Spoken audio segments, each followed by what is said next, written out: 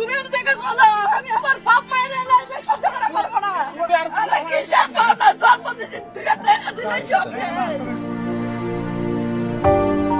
মানুষের সুসময় এলে কি পেছনের সব কষ্টের দিন মুহূর্তেই মুছে যায়? জীবনের 25টি বছর যে নারী একজন মানুষের ফেরার অপেক্ষায় পথ চেয়ে বসে রইলেন, সুদিন ফিরতেই সেই স্বামী তাকে এক নিমিষে পর করে দিলেন।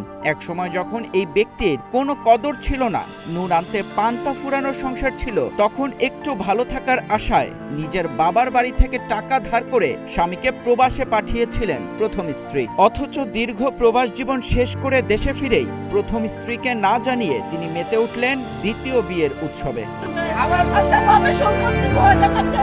সুখের দিনে মানুষের অভাব হয় না, কিন্তু দুঃসময়ের ত্যাগ কজন মনে রাখে?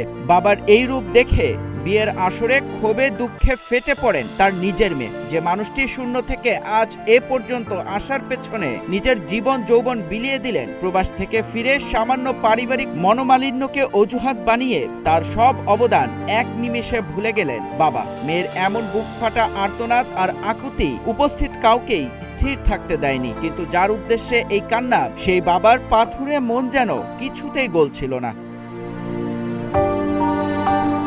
যে বাবাকে নিয়ে পরিবারটি কত রঙিন স্বপ্ন বুনেছিল, সেই বাবাই আজ স্বার্থের টানে তাদের কাছে এক অচেনা মানুষে পরিণত হয়েছেন। বিয়ের আসরে বাবা ও মেয়ের এই কথোপকথন ও তর্কের দৃশ্য সেখানে উপস্থিত প্রতিটি মানুষের চোখেই পানি এনে দিয়েছে। মেয়ে বারবার বোঝানোর চেষ্টা করলেও অবাধ্য বাবার আচরণে কেবলই ফুটে উঠছিল উদাসীনতা। তোমার নিজের একটা বিবেক আছে। 25টা বছর আমার বয়স আছে, তুমি সংসার করেছি।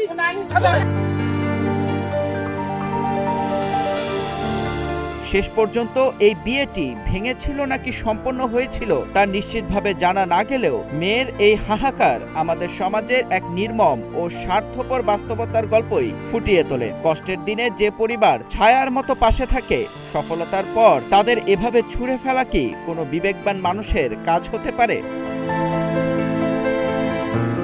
মেহেদী Islam Sohag, Green TV digital.